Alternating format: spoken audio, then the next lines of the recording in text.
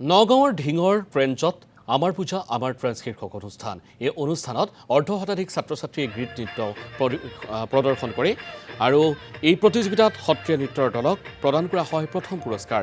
দ্বিতীয় আৰু তৃতীয় পুৰস্কাৰ প্ৰদান কৰা হয় ক্ৰমে বৰ্ষা দাস আৰু মান্যতা বৰাক।